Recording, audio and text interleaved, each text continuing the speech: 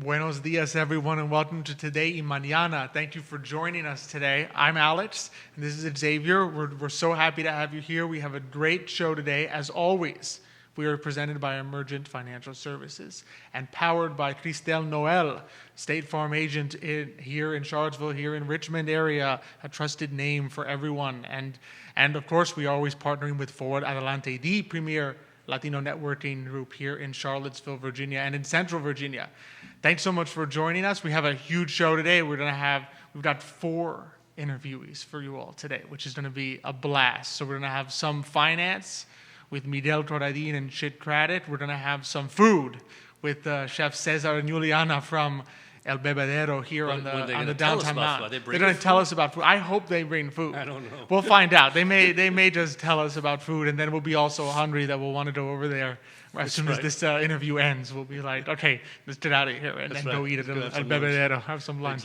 Exactly. All right, and I know you have some interesting stuff for us, because I was talking with Jerry just 2 days ago on I Love CVille, the flagship program, and we were talking a little bit about the markets, and in particular, I had mentioned the fact that you always want to be in the market. Like the key is with investing is stay in the market.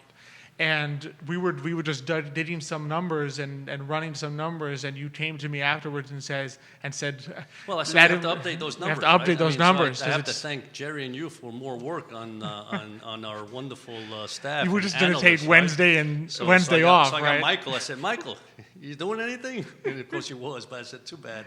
Too bad. I have something else for you to do for me. So let me just go back. I remember when I used to have a client in Denver, and every time, just once a year, we used to have a board meeting. And so there was a board meeting. There's at least 40 people, and the staff used to show up.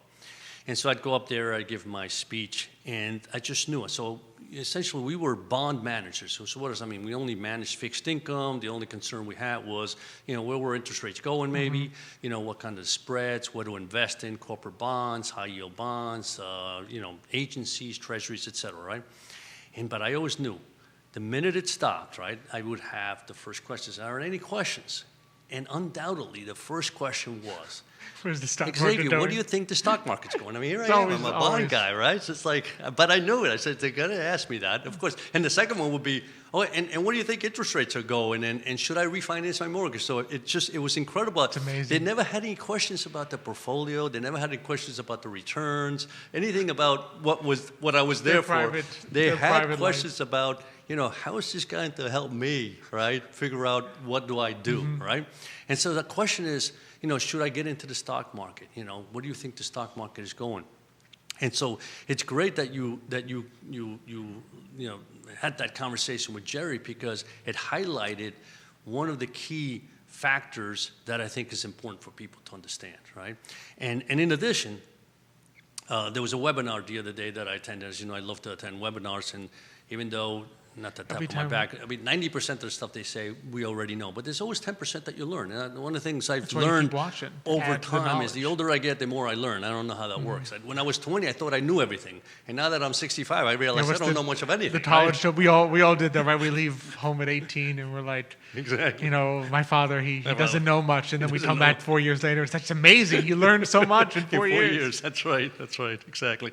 So anyway, one of the things that this gentleman showed was what the returns were, right, for various items going back from 1928, January 1st of 1928, through, and he did his study through 2019, right? And so inflation was up about 3% during that time period. Right, so from 1928 to 2019, the average inflation rate was 3%. 3%, okay. Cash returns, as you put it into money market, right, was about 3.02. So it kept up with inflation, right? You basically didn't gain anything. Didn't gain anything, but you didn't lose any money. You didn't lose anything. During that time period, right? Then bonds were up about 4.9%. So you earned something. Stocks were up 11%, right? So the whole point is that, you're looking at a time frame from 1928 to 2019, and you say to yourself, if you really want to stay ahead of inflation, you need to be in the stock market. So that's the first thing. So the second thing is we did a study and we said, well, when do you get in? Because people do that to us all the time, right? I mean, the market's up and they say, is this the right time to get in or should I wait, right? So, Michael did this study. We had done the study through 2018, but I said, you have to update it through 2020 so that, it's... we can see what happened last current, year. Right? Exactly. And so here's the numbers. And so these are 10-year returns, and I'm going to give you the 10-year and 20-year because it's amazing, right? Here are the 10-year returns of the S&P 500 through... And that's, for those who don't know, that's the biggest 500 stocks in the United States. So a lot of times when you hear people ask, like, what's the stock market doing? What they're really asking is, what's the S&P 500 doing? Because those are your big companies, your Facebooks, your Apples, your Amazons, They're the biggest companies in the U.S. And granted, there are other indices, but that's the one most people, it's the most, it's the larger one, the most that, in a way, is the most conservative, but the one that's more consistent, right?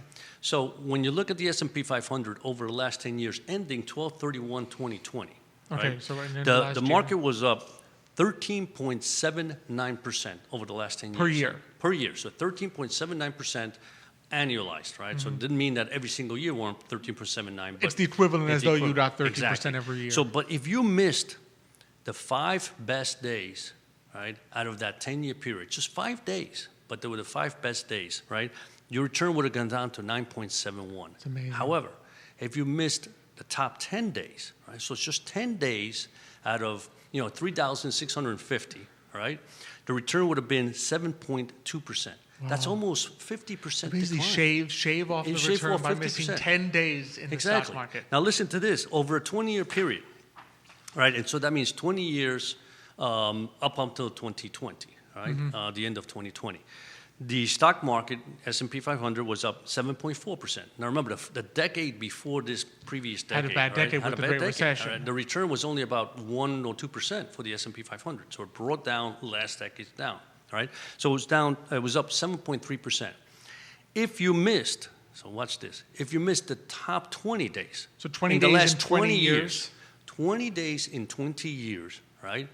The return would have been 0.6%. Wow. So in other words, when do you get into the stock market? Well, the answer is you need to get in, as soon as you can, right? And obviously, the ideal situation is what they call the dollar cost averaging. Little by little, you get in. So in other words, like your goal is not to take all your huge bundle of money, wait, and then say, okay, now that I've saved $100,000, I'm going to put it all in the stock market on one day. Exactly. The goal is that you're slowly putting it into the stock market over many years, because there's gonna be some days you're gonna buy at the top. So if you're investing, think about it, if you're investing $100 a month in the stock market, 1 month it's gonna be the top of the tech boom in 2000. Then 1 month it's gonna be the bottom of the market in March 2009. And you're averaging over time, so that some days you're buying high, some days you're buying low. Absolutely. And over time you're always in there and you're not missing anything, because that's really the key. It's amazing just how often people will ask, is this a good time to get in the stock market? Or where should I be in? Should I be in airlines? Should I be in tech now? Should I be in biotech? Should I move to energy? And my answer frequently is all of the above. That's right. Right? I mean, it's not, and you may adjust the percentages. There's going to be some times when you're like, okay, maybe I feel really good about airlines right now. I want to take airlines from 0.5% of my savings to 1% of my savings. That's right. Right? But the key is to always be in it, to never say to yourself, well, I'm going to hold out because I think it might be too expensive and I'll be back in 2 months. Because you never know where it's going to be in 2 months. And that's the beauty of it. People that have 401k plans, or people that invest in the traditional IRAs or the Roth IRAs, the key is if you know at the end of the year. I mean, a lot of people wait at the end of the year. Some people wait at the beginning of the year, say, I know I'm going to earn at least $6,000, so I'm putting $6,000 immediately into my IRA or Roth, right? But the whole point is, if you can say, well, you know what? Every month I'm going to put a little bit in, right? Or every quarter I'm going to put a little bit in. You're going to catch those highs and those lows, right? In other words, you might be investing at the highs, but 1 quarter later, it might be a little lower. And so now, like you said, you're averaging that cost, which is what you want to do, right? But to wait until the end of the year and say, here's my $7,000, put it in, it would have been better off, or $6,000, would have been better off to say, I know I'm going to put some away, so maybe I should put some away first quarter, second quarter, third quarter, or monthly or biweekly.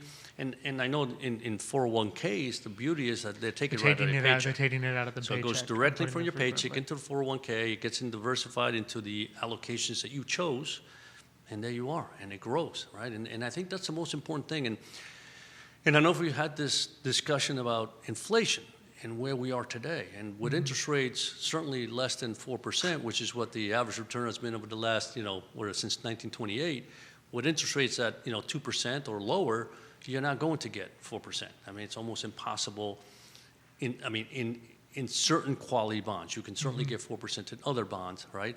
But those typical your bid safe bonds, bid companies, exactly. household names, it becomes more challenging to get 4% there. So the issue is the focus on putting some money into the equity market. And as you said, I mean, the idea is put it into a number of funds that will diversify across the entire spectrum, right? You just don't know. Is it tech?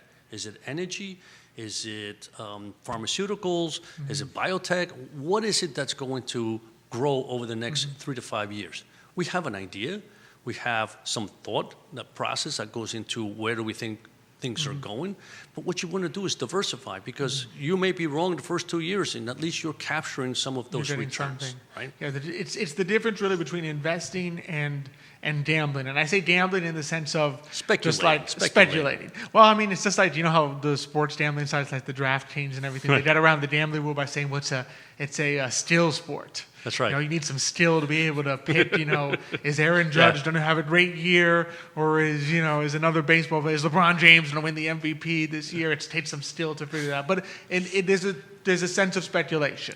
In other words, it's when you're making decisions on individual stocks, you're combining your skill with things that are somewhat beyond your control, right? When you diversify, you're taking some of that individual risk out of the equation. You still have the system-wide risk. You still have, is the economy doing well? Is there going to be a recession? Is there going to be a pandemic? Exactly. So you still have those risks, right? But you've taken out of the equation of your savings the individual risk of, did I pick the right company? There were 3 mining companies that I really liked, and I only picked one of them, and then did the other 2 do better than the one I picked? I loved tech.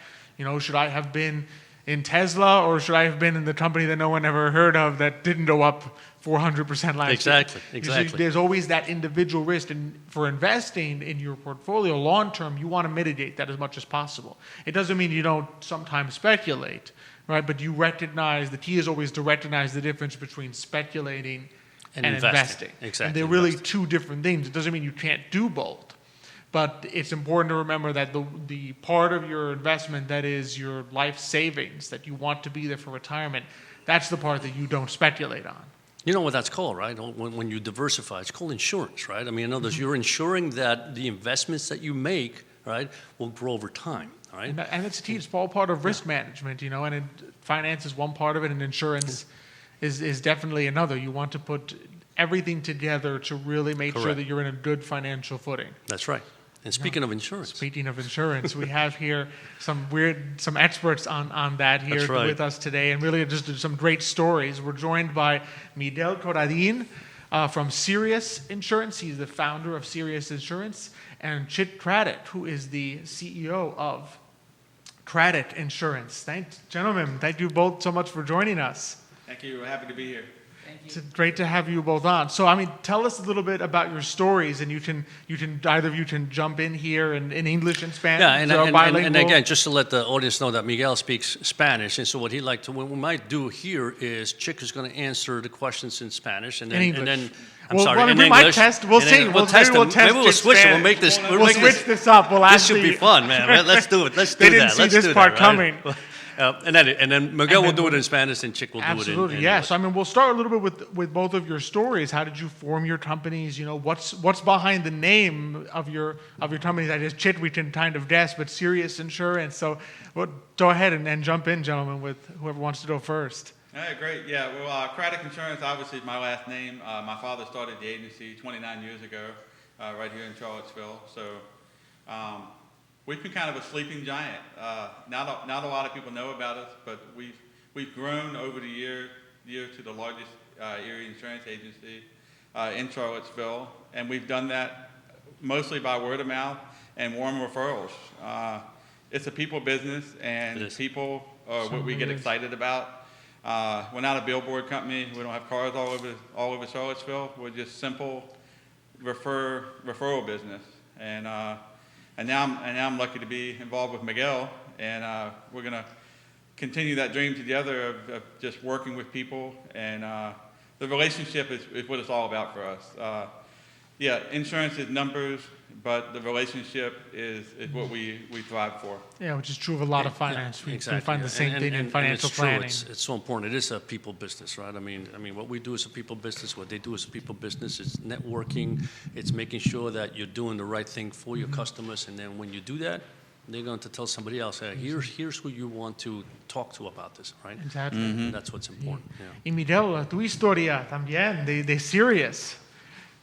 Bueno, primero que todo, buenos días a ti, Alex, a tu papá. Gracias. Gracias por tenernos en este show, gracias por darnos la oportunidad. Estamos, Chic y yo estamos muy agradecidos por estar el día de hoy acá. Today, Mañana y I Love CVille Week. I Love CVille. Pues mi historia prácticamente yo nací en Colombia. Hasta los 5 años de ahí mi familia se fue para Venezuela, prácticamente nací allá y me crié en Venezuela. Ahí crecí con mi mamá y hasta los 21 años fue que yo llegué a este país, a este gran país de Estados Unidos, y pues llegué aquí con una misión de estudiar, hacerme un profesional, educarme en muchos ámbitos. Llegué aquí en el 1999, Tampa, Florida. Ahí estudié, ahí estudié gran parte en la Universidad de Tampa, donde me gradué, pero al principio no todo fue tan fácil. Yo llegué aquí sin hablar una sola palabra de inglés. Estuve en una academia, English Academy, en el momento que se llamaba así, y estudié un año, solamente para ver que cuando empecé la universidad, al año siguiente, yo creo que no estaba listo todavía, pero de alguna forma tuve que hacerlo y pasar mi carrera. Duré allá como casi 5 años y después, bueno, me vine para acá. Tuve una oportunidad aquí en Charlottesville, Virginia, que fue cuando llegué en el 2004. Gracias a un buen amigo, Carlos Terán, en esos momentos estaba trabajando para un periódico, creo yo que fue el primer periódico bilingüe en aquellos tiempos, que se llamaba Nuevas Raíces. Me acuerdo. New Roots. Nuevas Raíces, un periódico, y ahí estuve como un par de años. Después de eso conseguí otro trabajo en la parte del news, del periódico, con el famoso periódico aquí semanario CVille Weekly.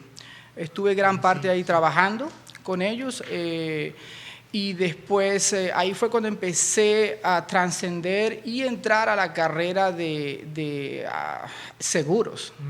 Ahí fue cuando empezó un gran cambio, sí. Yo quería un cambio. Yo estaba listo para un cambio y empecé a trabajar con una agencia. Después, por un año, empecé a trabajar yo como agente independiente. Ahí fue cuando yo, un par de años después, dije, bueno, pero es hora de empezar mi propia agencia. Y aquí estoy. Increíble. That happens often. Eso pasa mucho. Sí, pasa muchas veces. That happens quite often when people start, in different companies or a different route, and then before you know it, they take a different road, and boom, that's what they do. Yeah. Yep. Yeah, and we have some fans watching. We have Claudia Cruz from last week from Dulce de Leche saying, "Felicitaciones, Miguel, tu progreso es admirable." Y Johnny Ornelas, amigo del programa, friend of the program. Hola, Miguel. And we have Xochitl Diaz from Poder Latina saying hello, good morning, happy day. Hola, Xochitl. Thank you all for watching. So, I mean, talking about like a change, and I mean, there's a huge difference that we've experienced ourselves between working for someone else and being an entrepreneur, being the owner of your own company. So and Chit, you can start trying to speak to this. Like, what would you say are some of the key things of going into that realm of entrepreneurship, being an entrepreneur and being the owner of your own company, as opposed to working elsewhere? Right. The biggest joy I get out of being an entrepreneur is I can structure and change my business on the fly to meet my customers' needs. I'm not bound by somebody else's rules or maybe outdated ideas. So it's the flexibility is probably the best part. It just lets the company continuously change to marketing conditions. What my clients want and need is what I think is the best idea. Best reason for being an entrepreneur is you're in control of your own destiny, but you'll also be able to do the best for your customers. Yeah, That's true. That's so the true, flexibility right? I Absolutely. noticed That's so is key. important. There's challenges. Yeah. Like, Yeah. I mean, if you need to meet someone at 6 p.m., you meet someone at 6. There's no like 9 to 5. Okay, I'm out of the office at 5 o'clock. But you're able to do things that you can't do. You have more control, I think, over how you want your business to Definitely. No doubt about it. Y Yeah. Miguel, tú también, I mean, ¿cómo es tu experiencia como empresario latino en este mundo de finanzas y de seguros? Bueno, es una buena pregunta, Alex, gracias por preguntarla. Yo pienso que para empezar en el mundo del emprendimiento, esto es como un deporte extremo. Los que han emprendido, los que son emprendedores, tienen sus propias empresas, saben exactamente de lo que yo estoy hablando. Esto no es para todos, el emprendimiento es duro, es un deporte extremo, no es como ser empleado y entrar el lunes a las 9 y salir a las 4. Cuando uno es emprendedor no hay hora ni de entrada ni hay hora de salida. Sí. Es fuerte, pero tiene, por supuesto, todos sus merecidos, todo lo que conlleva, ¿no?, a lo positivo, ¿no?, que viene detrás de todo, de ser un emprendedor. Yo pienso, y respondiendo a la pregunta que tú habías hecho anteriormente de la diferencia entre ser emprendedor y ser empleado, yo creo que las dos son buenas, eso va a depender de cada quien. Yo lo clasifico o yo lo veo de dos formas. Eso es prácticamente seguridad versus libertad. Si tú quieres ser emprendedor, pues tú estás buscando la libertad. Si tú quieres ser empleado, tú estás buscando la seguridad. Entonces la pregunta que te tienes que hacer a ti es ¿quién eres tú? ¿Y qué quieres ser? De las dos. So what Miguel was saying basically, that, and it's true. So the difference between having your own, job, being an entrepreneur versus working for somebody else, is either you want to be secure. In other words, you go into work at 9 o'clock, you get off 5 o'clock, you get your paycheck every week or every 2 weeks, and you're good to go, right? You don't have those worries. As an entrepreneur, all those are worries, and then where's my next paycheck coming from is important, right? However, you also have a dream, and that dream is yours, and you can build on it, right? And you also have the liberties. You have that freedom Chick was talking exactly, about. the flexibility, the to freedom. take your company where you want it to go. That's right. Jerry Miller here. He loves the round table. He says, "Yeah, thank you, Jerry. But we're glad to be able to do it with more seats. The Knights of the Round Table. The Knights of the Round Table, los caballeros. We got some That's more right. people watching. Bridget Batista is watching us. Thank you, Bridget. I remember Bridget from El Club de Español in Piedmont, Virginia Community College. There's a lot of people. You guys are popular. There's a lot of people watching today. And so, I mean, speaking of like that liberty, that freedom to be able to do what you need to do, I mean, how would you say you were able to pivot or change your business last year, just when there were all these new challenges and so much more difficult, I think, to meet people, to be able to service people? What are some of the changes you had to make and the ways you were able to do that as an entrepreneur? Well, we were lucky to have a lot of flexibility.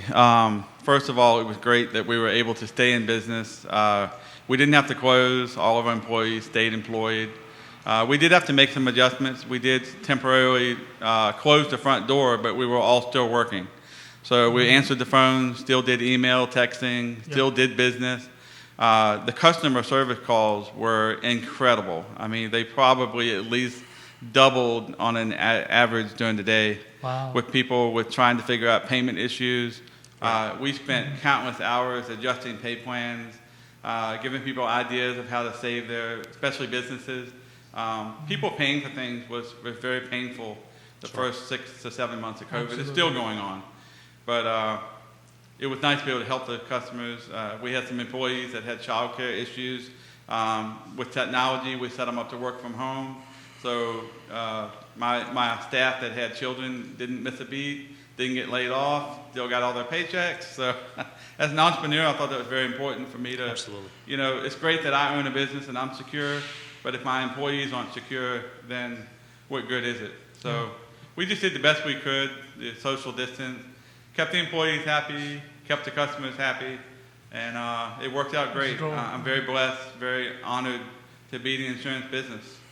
Yeah, that is a goal That's a to good keep. point, I mean, yeah. when the employees are happy and the customers are happy, the business is That's right, is that's doing right. well. And Miguel, you can feel free to answer that one too, and then even add into that maybe si tiene consejos, you know, para latinos que quizás están en el mundo de negocios o latinas que tienen sueños de ser empresarios, you know, ¿qué consejos tienes tú para ellos? Perfecto, no, por supuesto. Bueno, añadiendo lo que mi socio Chic dijo, nosotros tuvimos que, prácticamente es un mundo donde tenemos que adaptarnos o morir. No hay otra forma, hay que adaptarnos, el mundo va cambiando y nosotros tenemos que cambiar con el mundo no va a cambiar por nosotros, es al contrario. Y de eso pues yo hablé mucho de que es vital de que todos estemos en las redes sociales, sobre todo los emprendedores. La forma de hacer negocios incluso hace 5 o 10 años para atrás, ya eso es obsoleto, ya eso no funciona. Hay que adaptarse y estar en todas las redes sociales lo más que ustedes puedan. El consejo bueno, primero que todo, gracias a todas las personas que nos están siguiendo ahorita, a mis clientes, a todos nuestros socios en la oficina, a todas las personas que están pendientes, muchas gracias a todos ustedes. Les mando un fuerte abrazo y un beso a todos. Yo quiero decirles un mensaje muy claro a las personas que no son emprendedores, pero que tienen ese sueño, sí. A los que ya son emprendedores, a los que ya los lograron o están en camino de lograrlo. Lo primero que yo quiero decirles es crean en ustedes. Eso es lo más importante. Ustedes tienen que creer en su proyecto. Ustedes tienen un sueño, crean en ese sueño. No lo dejen ahí. Es muy difícil a veces salirse del camino porque están con las personas equivocadas o hay mucha negatividad y a veces parece mentira, pero las personas que más te trancan a ti, las que más te paran, son tus personas más cercanas a ti, hasta tu propia familia. Entonces, crean en ustedes. Eso es lo que ustedes tienen que hacer, creer en su sueño. ¿Y qué tienen que hacer? Soñar en grande. Un sueño tiene que ser grande, no un sueño chiquito, tiene que ser un sueño enorme, enorme. Si ustedes tienen, por decir, quieren hacer un restaurante, no se conformen con hacer un pequeño restaurancito chiquito, como dice todo el mundo, no, crean en grande, piensen ya de una vez, en 10 años, ¿cuántos restaurantes van a querer ustedes tener? ¿Cuántas cadenas? Por darle un ejemplo, ¿no? Entonces no se conformen. Yo siempre voy de un dicho que dice, soy agradecido constante, pero un inconforme permanente. O sea, no tiene nada de malo ser inconforme. Siempre es bueno querer ir por más. Otra cosa que yo les quiero sugerir también, enfrentar sus miedos. Enfrentar los miedos. A veces los miedos, por muy tontos que sean, nos petrifican, nos paralizan y eso puede ser la clave de todo. Usted puede tener todas las ganas de trabajar, de hacer su sueño, pero si usted deja que los miedos se lo coman por dentro, nunca va a salir. Enfrente los miedos, así, los agarra de la mano y le dice, vamos juntos, nos tiramos al agua y seguimos adelante. No importa qué es lo que va a pasar, no importa qué dirán los demás, usted sigue adelante con su proyecto, porque si el sueño es grande y las ganas que usted tiene, el resto, el universo, Dios, el universo se lo va a poner. Usted simplemente tiene que reclamárselo a Dios, sí, al universo, y eso vendrá. Pero tiene que usted poner todo las ganas en lo que usted quiere hacer. Y permítase fracasar. Permítase fracasar. No hay ninguna persona que haya sido exitoso que haya fracasado. Para ser exitoso en lo que usted quiera hacer, usted tiene que fracasar, a veces, muchas veces. Lo importante es creer en usted y seguir adelante. Eso es lo más importante, y levantarse 1, 2, 3 las veces que sea necesario. Sí. En mi opinión, es muy importante seguir adelante, creer en usted, rodearse de gente positiva, de gente que piense como usted o que sea mejor como usted, para que lo lleven al próximo nivel. There's a lot of good points That's here, a right? sizzle. That's a sizzle reel No, in Espanol. There, yeah, just about being willing. Like you have to be willing and able to stumble and get back up. You have to surround yourself with positive people, not negativity, because you won't make it. And to dream big. Always reminds me of the light bulb, right? How many times you failed before you Yes. finally got it, right? It's the same thing. It's what he's saying. You know, how many times do you have to fail? But the idea is you got to pick yourself up, right? It's like the Batman movie, right? What's the one that I like? The first one. Oh, Right? gotta Like learn he to falls, pick. he's got- he Why says- do we fall, Bruce? That's right. So that we can exactly, learn to pick exactly, ourselves up. Exactly. So that, you know, I mean, We it's should have known that would show up at some point. Your favorite when you like Batman something, you movie got to. would appear. But gentlemen, thank you both so much for joining us. This has been fantastic. I really appreciate the Muy time and just the muy insight. agradecidos. Very exciting. Muy agradecidos. Los agradecimos somos nosotros. Alex, gracias por tenernos aquí. A tu Un papá, placer. a Today y Mañana y I Love CVille. Muy agradecidos por estar aquí y bueno, esperamos verlos en otra oportunidad. Muchas gracias de nuevo a todas las personas que nos siguen acá, a mis clientes, a todas las personas que están pendientes de nosotros. Igualmente les mandamos un fuerte abrazo y les deseamos, por supuesto, siempre lo mejor a todos. Un placer. Muchas un gracias. placer. Muchas gracias por los Thank you as saludos. well. We really appreciate being on the show. Thank you, Chic. Thank you both. Thank Gracias, you both. Miguel. Yeah, so amazing. Muchas gracias. And it's funny. It reminds me. Just we're gonna be joined shortly by our chefs from El Bebedero here downtown, and just it reminds me of like the very purpose of Forward Adelante, the revista. That Olga Morris, the founder of Forward, she was always, you know, doing seguir adelante. You have to keep going. pushing. You have to go That's right. forward. Just adelante just means forward in Espanol. Keep pushing Just forward. keep pushing forward. And, you know what Miguel was saying there about, you know, the keys of Dreaming big. Dreaming He said, big. Not just, I know, you have a dream. The idea is not to have a little dream. The idea is make it big, right? Make it as big as possible. Because one thing about dreams is like you can make them whatever you want, right? It's got to be something you love, and you can make them as big as you want. And the goal is the bigger you make your dream, right? The more enthusiasm you have, the more drive you have, and that's how you're going to become successful because it's something you love and because it's a dream that you have, right? And it's huge. And that's so true. It's the way to do it. So I know we're still waiting on our guests. So I'm not sure. Yeah, I don't think they've arrived yet. Arrived Yeah, yet. But yeah, they're at the yeah. 10:50 slot. So we'll. Yeah, We'll give 'em a few they more will be here minutes. shortly. We're a little. Well, we started a little after. Yeah, after absolutely, 10:15. absolutely. They'll No, be that's here fine. shortly. But it's just amazing to see just the power of entrepreneurship and what it can do for you. I mean, I think there's that contradiction, that balance, I should say, rather than contradiction between the liberty and the security, right? Because the buck does stop with you. Exactly. I think as an entrepreneur, and that's kind of the key to remember, because you know it means that, you know, if there's something that has to be done, eventually it's on you to get it done. That's right. Right? I mean, you can delegate. I mean, a great leader, of course, is good at delegating tasks and lifting people up and making sure that the employees are in a great place, you know, and that they're able to really do what they need to do. So, Well, you know, I remember, I think it was last week, Jerry was talking about rentals, and basically he installed, right, Ting for everybody to have, right? But so there's a situation where there's an entrepreneur who thinks about the future, thinks about the people going to rent the space, but something goes wrong with Ting, who do you think has to deal with it, right? Jerry has to deal with it. So it's the same thing in our business. When you're an entrepreneur, something goes wrong, you can't just pick up the phone and say, It's your yeah, responsibility. and call the IT department Yeah. or some other department and say, hey, this is not working, get it fixed, and that's it. You have to do all that work, right? So, and we've talked about this before. So in addition to you having a dream and you working on something that you love, there's all these other factors you have to work with, right? That take away from that, right? Granted, eventually the bigger you get, the more people you have to take care of these things. But as an entrepreneur, and the first few years, you're doing everything. I mean, everything that you need to do, you have to do, right? Nobody else is taking care of that for you. You may hire people, but you still have to think of who do I have to call, who do I have to get, who has to come in at this particular date. It's, you know, it's a challenge.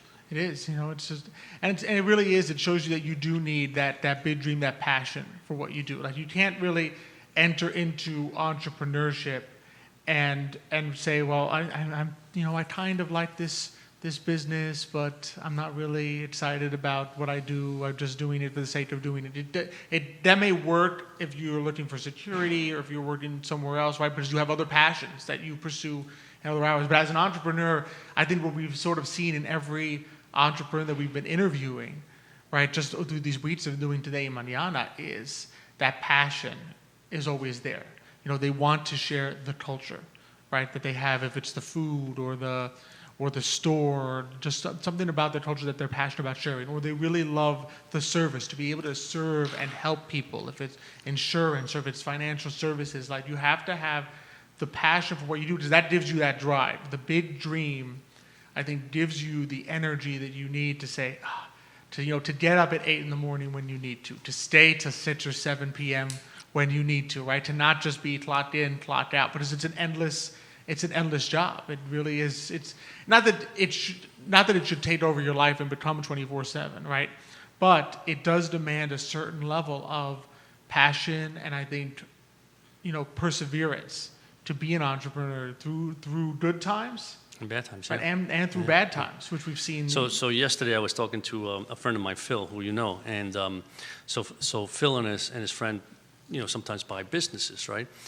And so he was telling me about this particular business that they're interested in, and the gentleman, they asked, so why do you want to sell? And the gentleman was in his early 60s, and he says, well, to be honest with you, I'm tired of getting up at 5 o'clock in the morning just to make sure that all the trucks go out on time. So, there's a situation where, every single day you have to get up at a particular time to make sure that your business runs the proper way. And I'm not exactly sure what business that was, but, he had to be there to make sure that all the trucks that had to go out and do their service were there and had to get going. And that's, again, there's, it's a great business he was in. He made a lot of money, but the issue is, that's a lot of work every single day of your life. You're waking up early, right, to basically do something and making sure that that business continues, right, to perform the way it's supposed to perform. So it's, again, there are those challenges. There are those high stakes and pressure points that you need to follow, and you need to make sure that when they get there, they don't just overwhelm you. It's a little bit like Miguel said, you can't let these things overwhelm you and then you become petrified and then you don't do anything. Yeah, there are moments. And defeat your fears. Exactly. There are fears. You surpass those fears and you have to get going, right? You have to push past it so that everything that you do continues to succeed, and listen, last year was an outrageous year. I mean, it was a challenge. Absolutely. It was a very we've been through other economic downturns. Yes, but I think this one added a sort of a personal, social element. Absolutely. To the challenge. I mean, and a lot of groups in this, a lot of businesses in this area had to change the way they do things, and had to really, pivot and change and be ready and sort of face those fears. Exactly. Of I'm not getting as many people as I wanted. I'm not, I can't run my business the way I used to. I can't, and to be honest with you, to a certain respect, right, you almost have to say, thank goodness, not thank goodness that we got the pandemic, but thank goodness that this pandemic came at a time where technology is so advanced. Could you imagine this happening 40 years ago? We didn't have the technology then, right? I mean, today we had the Zoom, we have all this that people can work out of their house, right, and be safe. We didn't have that 40 years ago, so who knows what would have happened, right? So again, because of technology, a lot is possible, and because of technology, boy, there's entrepreneurs left and right? But it again, as Miguel said, right? Life throws you curveballs, life changes. You can't change the world. You can't change life. You have to adapt to whatever changes come around. And you got to make sure you adapt quickly. Yeah, it was basically telling us in Spanish, adapt or die. Exactly. Exactly. Adapt or die, he said. In the insurance business. And it doesn't really matter what business you're in, there's that challenge and that passion. And we're glad we're going to be joined by someone else here who is part of that passion and sharing of culture. And let's go ahead, and we're going to be joined today by César. Is that from El Bebedero? And César, es un placer tenerle a usted aquí. And I think we're going to be joined by César and Yulianna. And Yulianna's going to be joining us. Here she comes. She's right here. And they are both with El Bebedero. So right down the downtown, down the block, down the block from us here. We've had the pleasure of being there in the past. And I understand that they're the ones that actually, they're the ones that make this thing move because they cook the food, right? They are the. To have a restaurant there. and you don't have a chef, you're in trouble.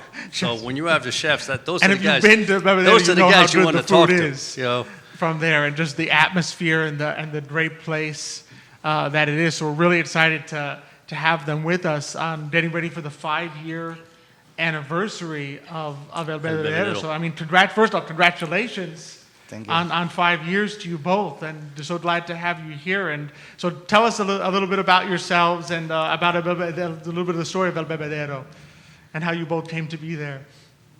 And you can feel free to jump in, either one. Neither one wants to tell us. No. It all started 5 years ago now. We're starting to celebrate our 5th year anniversary, and we're so excited. We're throwing a big party. But it all just started with Wilson talking to César and just saying, hey, I heard you want a Mexican restaurant. I think we can make that happen. We have a guy like River that can take care of the bar. And it all just happened within probably 3 months. Yeah, Yeah. it happened so fast. That we just all had that great passion that we wanted to all come in and get this done and show Virginia and Charlottesville what Mexico is really about. It's not just fast food. You have that quality that you can bring into your food, and that's what we really wanted to show everybody. That's amazing. It's true, and that's true. One of the things that sometimes, some Mexican restaurants have kind of the same thing that you're used to, right? But in addition, when you go to Mexico, you realize there's a lot of variety. Yeah, exactly. The variety of foods is enormous, and even from one area in Mexico, Yucatan, to some other place, it's incredible, what they can do. And I always remember, I always loved it El Bebedero when I went and I went there and I had the tamal, and then it came wrapped in the banana leaf, and I said, I haven't seen the banana leaf in years since we found one time and wrapped it and made it ourselves at home. And I'm like, this looks like so classic. And so, I guess what led you both down the path of wanting to be involved in sharing food and culture? Was it, did you always both love it, or is this something that you sort of came to over time? For me, I always wanted to do it since I was little. I was always my mom had even bought me the little tortilla presses and stuff like that so I could play at home. And that always was just my fashion. And I used to actually, now that you're speaking about tamales, I used to roll my little tamales of mud and just play with them because I really just wanted to cook. And I love baking too, and I love bringing that to the Bebedero, bringing that tres leches is one of our footmost families. Tres leches. And it just keeps selling because we make it out of scratch. It's not just something that we store, buy it. It's something you're gonna get with the heart, just like everything else in the Bebedero. That's awesome. Yeah, and how about yourself? Yeah, so for me, it was more I never thought I was going to be a chef when I was growing up. I just never imagined, but I do enjoy good quality of food. So when I came to the States, and I came straight to Charlottesville, and I didn't see a lot of options. And I just missed the homemade cooking from my mom or my grandma. And I just couldn't find it anywhere. And I really suffered for that. So I was like, why not bring it? I said, it should be really good to just have a restaurant with all the family recipes and homemade styles. And then I talked about it. I talked to people and said, we really need something like that in Charlottesville. And then that came to Wilson. Wilson heard that idea, and then he approached me, and I'm like, let's do it. I'm like, I was thinking maybe years ahead, but okay, yeah, we can do it. Ready now. And then I can't believe it's been 5 years, and just amazing. I think a lot of courage for you to take that leap to when he says, let's do this now, to say, let's go ahead and do that and really just enter into that entrepreneurship / culture space. So I mean, Well, let me just ask a Go question for to Cesar. So in other words, so you missed the food from your grandmother and your mother. So did you bring that to to kind of the States, or did you bring that here in the sense of, is that what you like to cook or started to cook? Is that how you became a chef? Yeah, so since I was little, I always watched my grandma and my mom cook. And I always asked questions. I was curious. It's not like I wanted to do it, but I was just curious. Why you do it this way? Why not this way, which is easier? Why not just buy the canned tomatoes? and then just explain me these things. Why am I peeling tomatoes? And I really understood it. I was like, it has to be unique and it has to be made with love. And so that's what I brought here. I wanted to bring that to people, for them to try. Like you said, sometimes you go to Mexico and you don't see the same things. You actually see some more complex recipes. Exactly. And that's what I wanted to show people. Yeah, because I remember when I went to Mexico with my wife Jan, your mother. We went to a couple of restaurants and it was like we couldn't believe what was being served, right? And it was like, as you know, we're foodies, so we had to try The whole family. we had to try whatever was different that we haven't had, and it was just unbelievably tasty. It was so good. It is. So.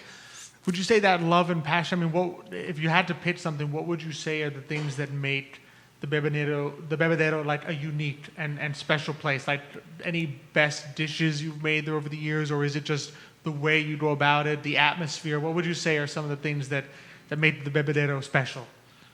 I think it's all of us.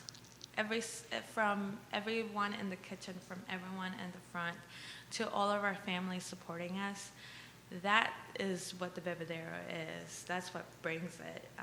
Just that love and care that we put into everything. Not just one single dish. It goes out to everything. I love it. Yeah. Just our previous guest, Miguel, he was talking with us, Miguel Coradine, and he said, one of those key things is the people around you. That's right. That help you as an entrepreneur to really succeed and grow. And so just to see that at the Bebedero also. In the beginning, we actually had my mom working with us. So a lot of those recipes and a lot of things we were learning is because she was teaching us along the way as well. And I had some days even my father would come in and help us on his days off. And that just to me shows that much passion and that much support that our whole family brings into the whole thing. Our friends and family just couldn't wait for us to be open and couldn't wait for us to be there to support us at every step of the way. And I think that has a lot to do with it. Awesome. Absolutely, that is awesome. That's amazing. I love that. So tell me, like during a Friday night or a Saturday night when there's like 6,000 people in the restaurant, I mean, how does it feel? How do you guys do that? One step at a time. It feels good. It feels good. It gets out of control sometimes, but at the end of the day, we're happy because all this, 500 to 200 people came in to taste our food. Sure. And they come back again. And we just want to, it gets crazy, like it really does, and you lose your mind. But you have to just think that you're trying to make these people happy and try to make their day, and they will, So they come back because of that. Do you get to sip on tequila while you're cooking at all? No, the first couple of years. First couple of years. Yeah, the first couple of years. Maybe I could get a job there for 2 years. I think for us, a lot of it is the adrenaline rush that we get through those busy days. We sometimes have the music going in the back just to kind of keep us that pumped emotion, and that helps out even our servers and everybody in the front when they come back and then they see that it's busy. It's going to be busy, but if we're in a positive attitude, it always gets done faster, and everything just comes out way easier. Yeah, the passion, the love, it seems like you two, like you derive energy from it almost. Like you love it so much, what you're sharing with people, that it's like, okay, yeah, the adrenaline hits in, and it's like, let's do this.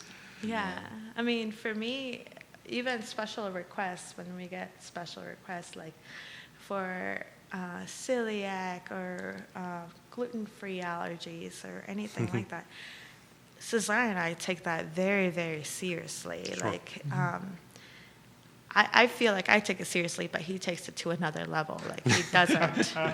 He wants everything to come out perfect. It's a new challenge. Yes, I believe so, because every single time he's like, no, it needs to come out perfect, because it's not in the menu, so he wants that person to feel absolutely the best he can feel with what we can bring. And I think he nails it every time, but... That's an amazing attitude. Yeah, I hadn't thought about that, like when someone comes in with a special request, like how to approach it, but that makes complete sense. I would have thought the opposite way. It's like, oh my Lord, I got gluten-free. How do I do this? What am I supposed to do here? That's why you're not Just in throw some flour, they'll never know. That's why you're not in the cuisine business. Exactly. I guess now you know not to, when he comes to work here for 2 years, it's just as he wants Next to do time it. Don't hire him. next time I go, I'm going to come up with something really strange and see what they do. I'll take it. Yeah, when I was working in restaurants before, I worked with some chefs that they just did not care about that. Yeah. And they just said, "I'll throw it in the fire. That's gonna kill everything." And I was like, "No, it's not right. Let's just make something." And I used to get in trouble for doing things like that, to just try to do a little more. I tell people all the time that I got in trouble one day for putting salt on sauces because they needed salt. Yeah. And they you're in said, trouble "No, for that." don't add anything. Just follow the recipe because it's corporate." Oh. And I'm like, "But try it." I'm like, I don't care. I'm like, dude.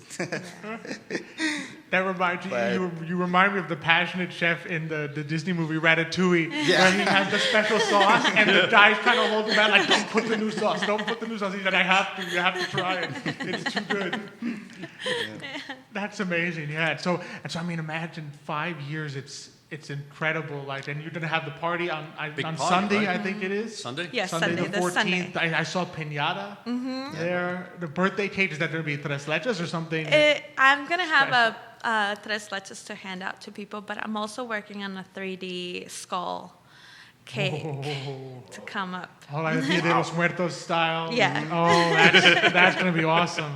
That's amazing. So, I mean, having come 5 years and like having done, experienced the busy times, the challenging times, the creation of new things, where do you guys see yourselves in another 5 years? Where do you see the Bebedero 5 years from now?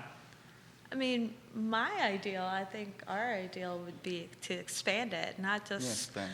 have it here in Charlottesville. I think this is a great opportunity for us to expand somewhere else, and I would love to do that. I would love to have somewhere like Richmond or, I don't know, DC or something like that, where I think we're more, I think there's more Latinos also as well in those communities, and they can actually experience it more. And I think it's more open to the mezcal and tequila vibe that we had to kind of break through here. I know River had a lot of struggles trying to learn and teach everyone about mezcal and tequila, because it's just not the most liquors you tend to go to. But I have to say it to myself too, because I used to hate tequila. I used to just hate it. Really? I did. I did not think it was one of the greatest. And then River came along, and he's like, "You haven't had the best tequilas." So he started teaching me along the way, and I'm just in love with them. And like even mezcal themselves, which I think mezcal is more of a whiskey kind of flavored, which I'm not a huge fan of, but he somehow makes you turn around your palate to make you love it. And I think Virginia and Charlottesville had a lot of issues learning about it, and I think he's doing a great job also teaching everybody with the mezcal classes and such. Yeah, that's amazing. I've heard of that and how people have. I know. I mean, Eddie K loves that that we had him on in the past. Yeah, that's amazing. I wouldn't have thought that Charlottesville. You're so used to the people in Charlottesville. We do like our drinks, but I guess to sort of to get past, I would say almost the stereotype of like, well, tequila is just the one you see like in the commercial. Right. Right. And then the guy walks to a bar and asks for tequila. It's like, no, there's different times. There's ways to enjoy it. There's There's, I know we had the one. The business meeting in Oh, Philadelphia. the business meeting in Philadelphia with a, I mean, he was Puerto Rican, but he loved, like, Mexican food, but I mean, like, very good Well, the Mexican restaurant was food. Mexican, though. The restaurant was Mexican, and he brought us there, and he had the tequila azul. That was the first time I ever had it, and I said, "This is tequila." Yeah. And he said, "Yes, it is. This is what." When you can start sipping it and enjoy it, that's when you know you have a Exactly. good tequila. Absolutely. Absolutely. So that's amazing. And then I just want to ask you one. I mean, because we've been asking this a couple times, and I think you two are just so inspirational with what you've done and your dreams there. And you can feel free to answer this in English or Spanish, whatever you prefer. But advice that you might have for other Latinos or Latinas that have a dream of like starting a small business, but they haven't done it yet, or they haven't become an entrepreneur. Just anything that you, from your story, things you've experienced, either things you've overcome or just joys that you had in it. What advice would you give to them?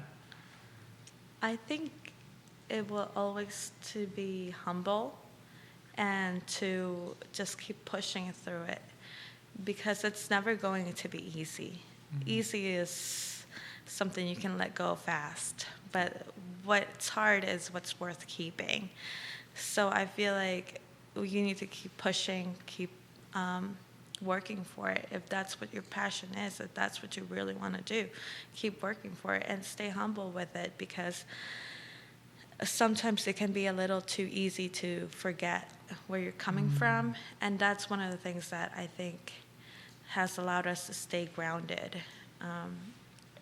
And I feel like we need to support each other a lot, and that's what Cesar and I tend to do whenever we see another restaurant or another Mexican restaurant or any Latinos just starting to do something.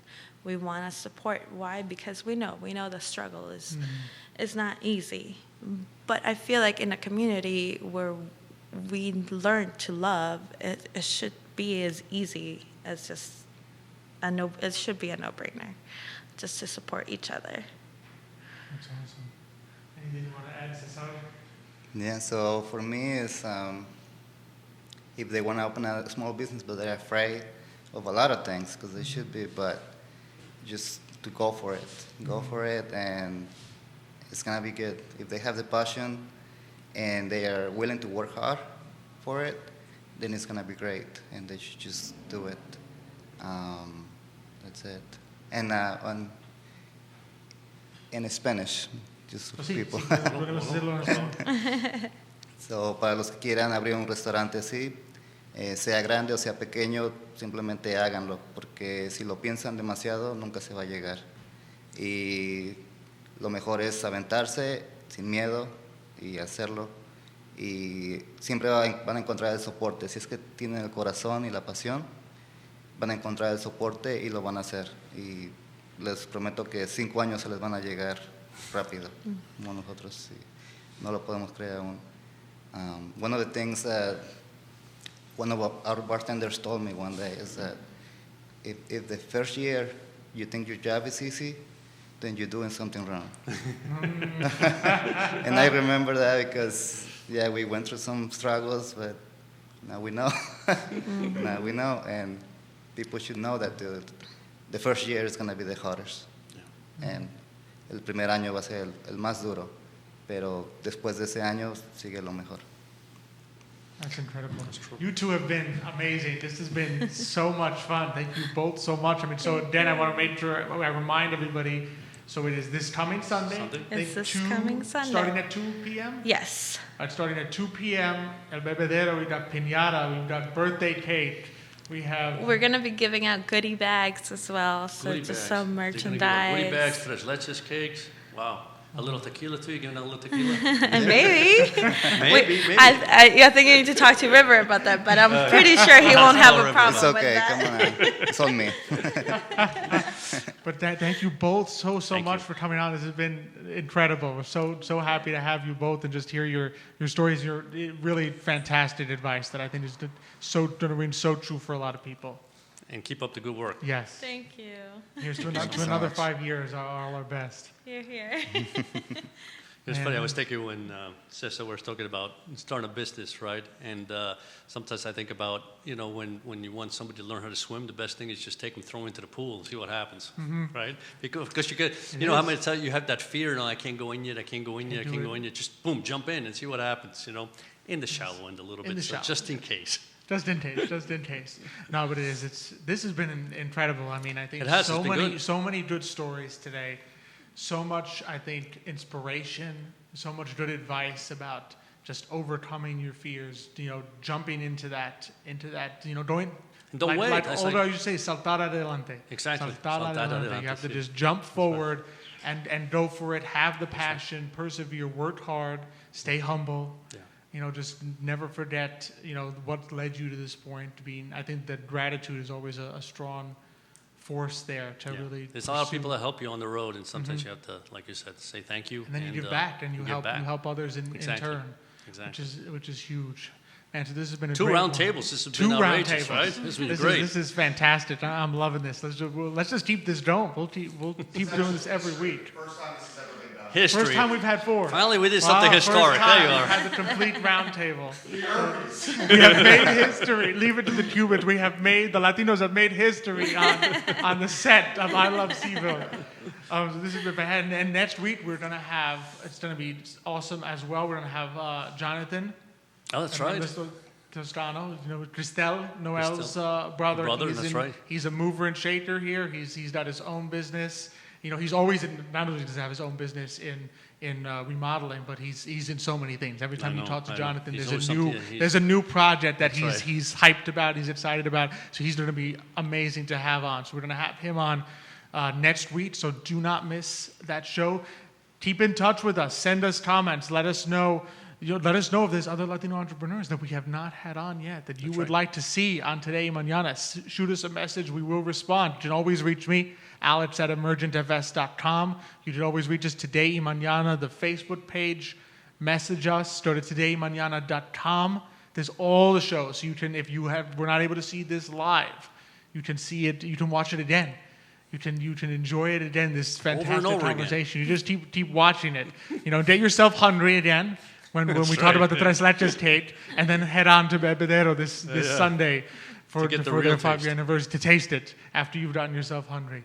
So thank you all really so much again for joining us. As always, we are presented by Emergent Financial Services. We're powered by Cristel Noel State Farm Agency. We're always grateful to Jerry Miller for this beautiful space that we have here, for Tejuda for making this work. I mean, today, he probably outdid himself. I can't watch it, obviously, because I'm live, but I bet you when I go back and watch it, I will see just how much he outdid himself with the 4-person we'll have roundtable. Facebook on that. We'll have to tell him. We'll have to tell him. We'll send him a little message. Send him a little. Shoot, I didn't look as good as usual. What happened? Yeah, what happened? And then he'll say, it's you, Xavier, not me. But thank you all so much again for joining us. And until we see you next time, I'm going to end the show as always by saying, hasta mañana. Hasta mañana. Mañana. That was super fun.